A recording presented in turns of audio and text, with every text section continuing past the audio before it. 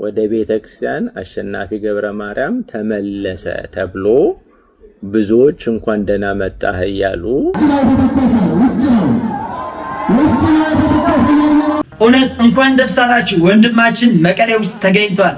ዘማሪ ቀሲስ አሸናፊ የተለያዩ የተሐድሶ መዝሙሮችን በኦርቶዶክስ እየዘመሩና በእነሱ ምክንያት ብዙ ኦርቶዶክሳውያን ወደ ተሐድሶ እንደሄዱ አዳዲስ መረጃዎች ወጥተዋል። እሱን በስፋት ዛሬ የምናየው አጀንዳ ነው። እነዚህና ሌሎች ተያያዥ ቪዲዮዎች አሉ። ዲያቆን ቤተ ማርያም ነኝ። እስከ መጨረሻው አብራችሁን ቆዩ።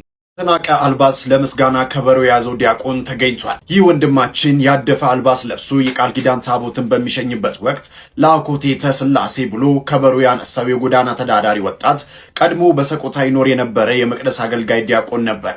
በምን ምክንያት እንደሆነ በማይታወቅ መልኩ አሁን ላይ በመቀለ ከተማ ጎዳና ተዳዳሪ የሆነ ሲሆን አሁን ላይ የማህበራዊ ሚዲያ አገልጋይ ወንድሞች አግኝተውት እየተንከባከቡት እንደሆነ እየወጡ ያሉ መረጃዎች ይጠቁማሉ። ሁላችሁም እነኚህ ወጣቶች ኮመንት ላይ መርቋቸው። ይህን ቪዲዮ ጥምቀት ላይ ሲዘዋወር የነበረ ብዙዎቻችሁ እንዳያችሁት ተስፋ አደርጋለሁ።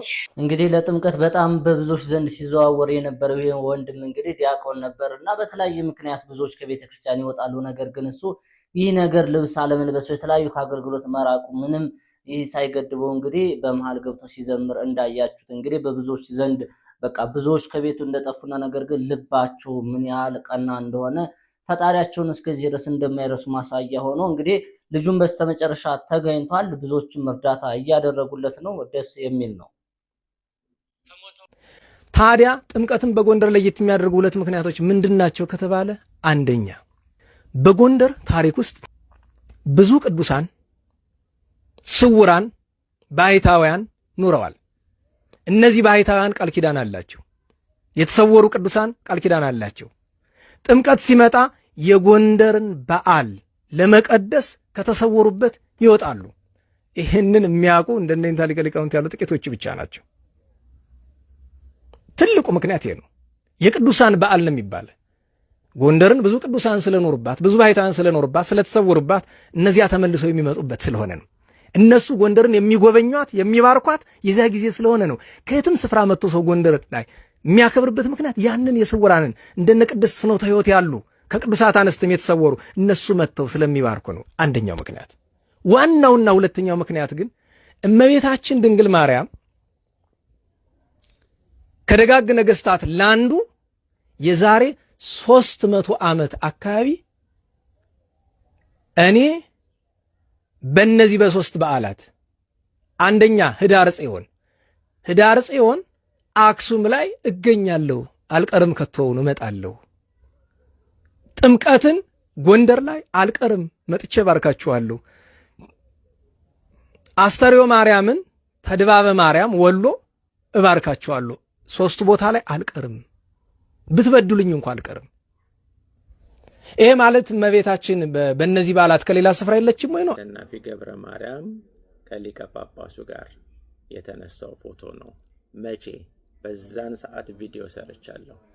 ወደ ቤተ ክርስቲያን አሸናፊ ገብረ ማርያም ተመለሰ ተብሎ ብዙዎች እንኳን ደህና መጣህ እያሉ ቪዲዮ የሰሩበትና እሱም ወደ ቤተ ክርስቲያን ተመለስኩኛ ግን አላለም። በነገራችን ላይ ከቤተክርስቲያን ወጥቻለሁም አላለም። በነገራችን ላይ አላመነም፣ በትክክልም አልተመለሰም።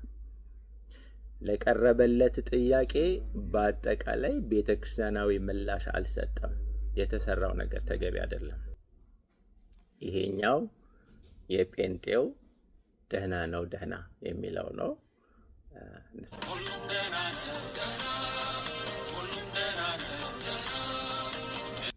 አያችሁት? ይሄ ነው እንዲገባ የተፈለገው።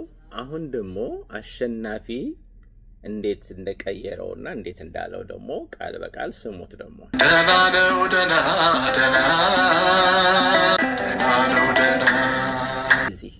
ስለዚህ ይህ በደንብ አድርገን ልንቃወመው የሚገባ ነው። የጴንጤ መዝሙር ቀስ አድርጎ አለማምዶ ወደ ቤተክርስቲያን ማስገባትና ማንሰራፋት ማለማመድ ነው። በዚህ ምክንያት በጣም እንቃወማለን፣ ልንጠነቀቅ ይገባል በጣም። እሺ ወደ ችግሮቹ እንሂድ። ወደ ችግሮቹ እንሂድ። የአሸናፊ የአዘማመር ስልት በነገራችን ላይ ይሄኛው ብቻ አይደለም።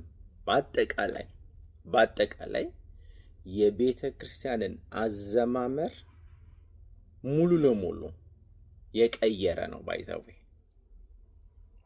በጣም ነው የሚያሳዝነው። በነገራችን ላይ እንደዚህ የሆነ አጫባጫው ራሱ ደህና ነው ደህና ይሄ ዘፈን ነው። ደህና ነው ደህና እንደዚህ የላትም ቤት።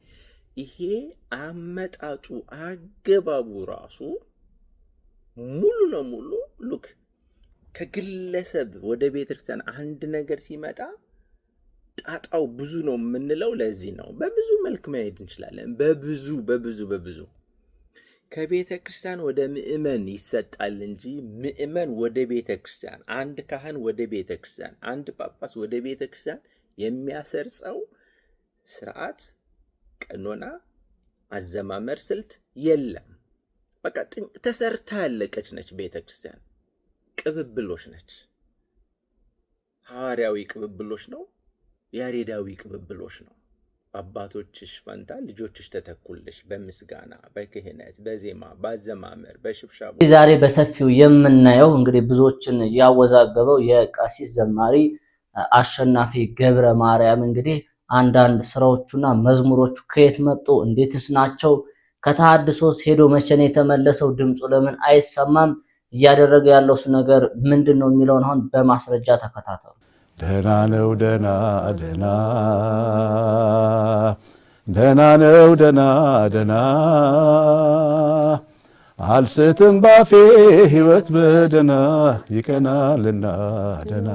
በቅርብ ጊዜዎች በዘመናችን አይተን የማናቃቸው ስርዓት የለቀቁ አዳራሻዊ ጭፈራዎች፣ አዳራሻዊ እንቅስቃሴዎች፣ ኦርቶዶክሳዊ ያልሆኑ ድምጾች፣ መዝሙር ሳይሆን ዘፈኖች በጣም ኦርቶዶክሳዊው ጆሮው እንዲለምድ፣ እንቅስቃሴው እንደ ዘፈን እንዲውረገረግ፣ እንዲዘል፣ እንዲሽከረከር፣ ስልቱ እንዲቀየር የቤተ ክርስቲያን ጣዕም ይሄ ያሬዳዊው ጣዕም ያሬዳዊው ድምጽ ዜማው እንዲወጣ፣ እንዲቀየር፣ እንዲረሳ በሱ እልቅ ይሄ ዘፈን ለለመደ ጆሮ፣ ዘፈን መዝፈን ለለመደ ጉሮሮ በለመደው ልክ እንዲሰፋለት፣ በዘፈን ሲለው የነበረውን ዘፈኑን ገልብጦ በቀጥታ በቃለ እግዚአብሔር ብቻ ተክቶ ልክ እንደ ፕሮቴስታንት በቃለ እግዚአብሔር ይቀይሩና ግጥሙን ቃለ እግዚአብሔር ያደርጉና ዜማው ግን የመሐሙድ ዘፈን ነው፣ ያረጋኸኝ ወራሽ ዘፈን ነው፣ የጥላሁን ገሰሰ ዘፈን ነው፣ የአስቴር አወቀ ዘፈን ነው። ይሄ አሁን እኛ ቤተ ክርስቲያን ውስጥ እየገባ ነው። ይህንን ድምፅ እንስማ። ዘፈን ነው? መዝሙር ነው? ምንድን ነው የተፈለገው? የበራለ ሰው ነው ሕይወቱ በደላ ያንቀየበቱ ነው የተፈለገው። በጣም እንሄድበታለን። ምንድን ነው የተፈለገው? ወዴት መውሰድ ነው የተፈለገው? ምን ማለማመድ ነው የተፈለገው? ይሄ ኦርቶዶክስ ቤተክርስቲያን ውስጥ የምታውቁት ድምጽ ነው፣ የምታውቁት ዜማ ነው። ይሄ ነው የኦርቶዶክስ ተዋህዶ ጣዕም ዜማ፣ የቅዱስ ያሬድ የፈለቀባት የዜማው ጌጥ፣ የማህሌቱ ድምቀት፣ በአባቶች እግር ስር የተተኩ ልጆቻችን የሚያዜሙት ለዘመናት እየተዘመረ የመጣው ይሄ ነው። ለምንድን ነው አውደ ምህረቱ ላይ እንደዚህ አይነት ድምጽ? ወደ ማህሌት ሲገባ ዝላይ ጭፈራ? ለምንድን ነው በቅርብ ጊዜ እንደዚህ ይሆን የመጣው? በጣም በሚያስደነግጥ መልኩ ለምንድን ነው? እንሄድበታለን። ይህ በመዝሙር እየገባ ያለ ተሐድሷዊ ዝማሬ ነው። ተሐድሷዊ ድምጽ፣ ተሐድሷዊ ስልት፣ ተሐድሷዊ እንቅስቃሴ፣ ተሐድሷዊ ልምምድ የቅዱስ ያሬድን ጣዕመ ዜማ አውጥቶ ልክ እንደ አዳራሽ እንደፈለገ አንድ ሰው ግጥም ጽፎ ዘፈንን ወደ ቤተክርስቲያን ማስገባት ማለት ነው። ለዘፋኝ ወይም ደግሞ ዘፈን ለለመደ እንዲመቸው አድርጎ የሚሰራ ማለት ነው። በጣም ብዙ መዝሙር ናቸው ቀሲስ አሸናፊ እንግዲህ ከኦርቶዶክሳዊ ከያሬዳዊ ዜማ ውጭ የሆኑ መዝሙሮች ያሉትና ዩቲዩብ ላይ ገብታችሁ ሰርች ብታደርጉት ልክ በተሐድሶችና በሌሎች ሃይማኖቶች የተዘመሩ አሉ። እሱ ኢቭን ሳይቀየር ማለት ነው። የዝማሬው ሂደት ራሱ ማለት ነው። ለአብነት ለምሳሌ ደህና ነው ደህና የሚለው ወዙ ራሱ እንዴት እንደሚዘምሩት ማለት ነው። መድረክ ላይ የተለያየ ቦታ እየተገኙ ደግሞንም እየዘመሩት ነው። የክህነቱስ ነገር እንዴት ነው? መቼ ነው ወጥቶ መቼ ገባ የተባለውስ የሚባለው ነገርም እንግዲህ እንደ ሌሎቹ ግልጽ አይደለም ማለት ነው። መጨረሻ ላይ ነው እንግዲህ ወደ ኦርቶዶክስ ተመለሰ ሲባል የሰማነው ማለት ነው። አሁንም እየሰበከ ያለውና ያስተማረ ያለው ነገር ስለመቤታችን አማላጅነት ያለውን ነገር ስለሌሎችም የቅዱሳን ነገሮችን ይበልጥ እንደ ቤተክርስቲያናችን አስተምሮ አይደለም። በእርግጥ እናውቃለን በሚዲያ የሚያስተምራል፣ ሁላችሁም የምታውቁ ነገር ነው። ይህን ከግል ሐሳብነት ሳይሆን ከስርዓተ ቤተክርስቲያን አንጻር እያካሄደ ያላቸው ውስጥ ለውስጥ ግልጽ አይደሉም ነው። ይህ ነገር መታወቅ አለበት ነው። ደህና ነው ደህና የሚለው ለምሳሌ አሁን ዩቲዩብ ላይ ገብታችሁ ሰርች አድርጉ። በተሐድሶም አለ የነሱ መዝሙር። አንድ ቃለ መጠይቅ ላይ የዘመረው ላሰማችሁ። ደህና ነው ደህና ደህና ደህና ነው ደህና ደህና አልስትም ባፌ ህይወት የመዝሙሩን ለዛ በደንብ ታስተዋላችሁት። ልክ እንደ ተሐድሶች እንቅስቃሴ ያለው እንደዚህ አይነት ነገር ነውና ብዙዎች መዝሙሩን እንወዳለን ይላሉ። እንግዲህ ይህንን ሐሳብ የሚያነሱ ስለሚከራከሩትም ላይ እንግዲህ እንደ ተቃዋሚ አድርገው እያነሱ ያሉ አሉና ለብዙዎች መጥፊያ ምክንያት ከሆነ ለምንድነው መልስ የማይሰጠው የሚለው ማጠያቂ ጉዳይ ነውና አብዛኛው ለምሳሌ አቅም ሌላ ሃይማኖት ሄዶ ቀስ ብሎ እንደገባ ማለት ነው እንደሌሎቹ እና በክህነትስ እንደዚህ መጠራት ያለውስ ነገር እንዴት ነው? ግልጽ ነገር ምንም አይነት ነገር የለም እና ብዙዎች ሳታውቁ ሐሳብ ባትሰጡ መልካም ነው ባይነኝ። ሐሳባችሁን በደንብ መርምሩ እዩ። ከዚህ በፊት ምን ነበረ የትስ ሄዶ ነበረ የሚለው ነገር በደንብ ወቁ። ምክንያቱም እነትዝታው እነዘርፌ ነጋሻው ትናንትና የት ነበሩ? ሲዘምሩ ቤተክርስቲያን አልነበሩ? ውስጥ ለውስጥ ግን በጋራ መዝሙር ያጠኑ ነበረ። ሶስቱ አይለያዩም ነበረ። ስለዚህ በስተመጨረሻ ነው ይሄ ነገር ክሊር የሆነውና ይህን ነገር በደንብ እንድትፈትሹትና የግል ጸብ ወይም የግላዊ ሐሳብ ሳይሆንኛ የሥርዓተ ቤተክርስቲያናዊ እይታ በሆነ መልኩ ሐሳባችሁን ብትሰጡት መልካም ነው። ይህ የማወራና የማቀርብላችሁ አዲስ አይደለም፣ የቆየ ነው። ብዙዎችም ሐሳብ እየሰጡበት ነው፣ ጥያቄም እየጠየቁ ይገኛሉ። ነገር ግን እያንዳንዱ የሚያደርጋን ነገር አላስተዋላችሁም እንጂ እንዳለ በተሐድሷዊ ስርዓትና አስተምሮ ነው። እንግዲህ ይህ ነገር ለምን ይሆናል የሚለውን መጠየቅ አለብን።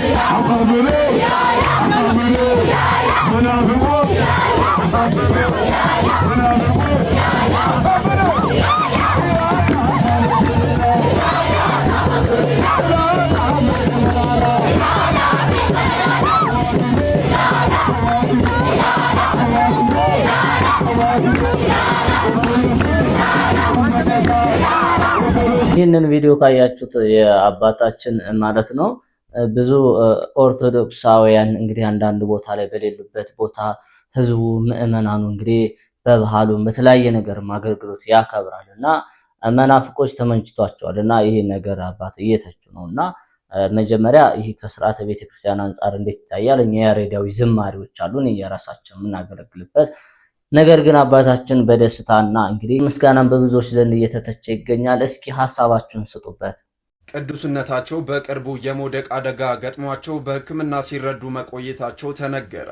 በዚህም ቅዱስነታቸው የገጠማቸው መጠነኛ ህመም ነበር። በቂ ሕክምና አግኝተው አሁን በጥሩ ደረጃ እንዳሉና ህዝቡን በጸሎት እየባረኩ እንደሆነም ተገልጿል። ታዲያ ሲኖዶሱ ተከታትሎ በቂ ሕክምና ተደርጎላቸው ሕክምናቸውም ተስፋ እንዳለውና ከሕክምና ወጥተውም ወደ መንበረ ፓትርያርክ መግባታቸውም ታውቋል። በመጪው የካቲት 24 በዓለ ሲመታቸው እንደመሆኑ እንደ እግዚአብሔር ፍቃድም እዛ ላይ እንደሚገኙ ተስፋ እናደርጋለን የሚሉት የመረጃ ምንጮች ቀድሞውንም ለህዝቡ በቂ መረጃ ሊሰጠው ይገባ ነበርም ተብሏል። አዎ እየጠየቀ ነው። ብፁዕ አባታችን አቡነ ማትያስ እንግዲህ ብዙ ጊዜ ለጥምቀት ጊዜ ሲባርኩልን ለህዝቡ በቲቪም ሲተላለፍ ብዙዎች የሚያዩዋቸው ዘንድሮ ለምን ቀሩ የሚለው ብዙዎችን ቅር አሰኝቷል ማለት ነው። በጤና ምክንያት እንደሆኑም ከዚህ በፊት እንግዲህ የመውደቅ አደጋ ደርሶባቸው ሕክምና ላይ ነበሩና ጥሩ ላይ እንዳሉ ሕክምናውንም ተከታትለው እንዳለ ያገገሙ እንደሆነ ተገልጿል ማለት ነው። ምን እየሆኑ ነው ማለት መባተት አናቅም፣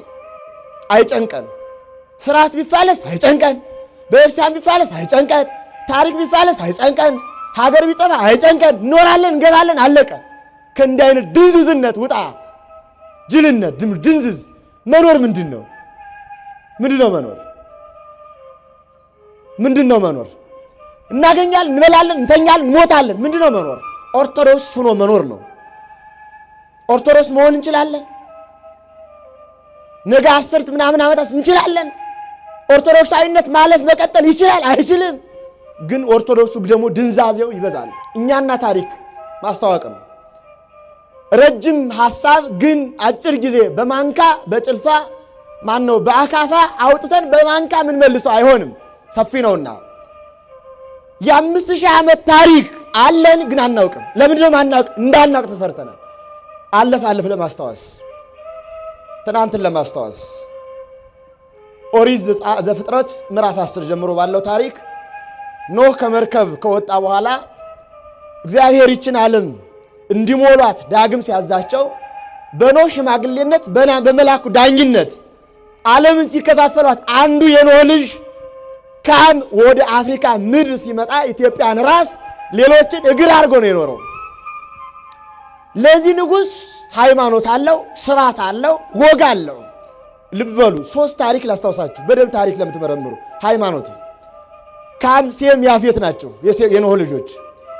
የሴም ልጆች ሴም ካለፈ ከ2 ትውልድ በኋላ ሃይማኖት ጣሉና ወይም ተውና አምልኮ ጣዖት ጀመሩ። በማን ተመለሰ? በአብርሃም። አብርሃም ከሴም ተወለደ ግን ሃይማኖቱን ያገኘው ተመራምሮ ነው፣ ጠፍቶ ነው የደረሰው። የያፌት ልጆች ጨርሰው ክርስቶስ እስኪመጣ ድረስ በሃይማኖት አልኖሩም። የካም ልጆች ግን ከሃይማኖት አንድም ቀን አልተቋረጡም። ይኸውም የኢትዮጵያ ምድር የእግዚአብሔር ኪዳን ነው። በዚህ ኪዳን ውስጥ 3 መሰረታዊ ጉዳዮች አሏቸው። ዛሬ የነበሩን ቪዲዮዎች እነዚህ ነበሩ። በቀጣይ እስከምንገናኝ ቪዲዮ ላይክ፣ ሰብስክራይብ ማድረጋችሁ እንዳይረሳ። ዲያቆን ቤተ ማርያም ነበር። መልካም ጊዜ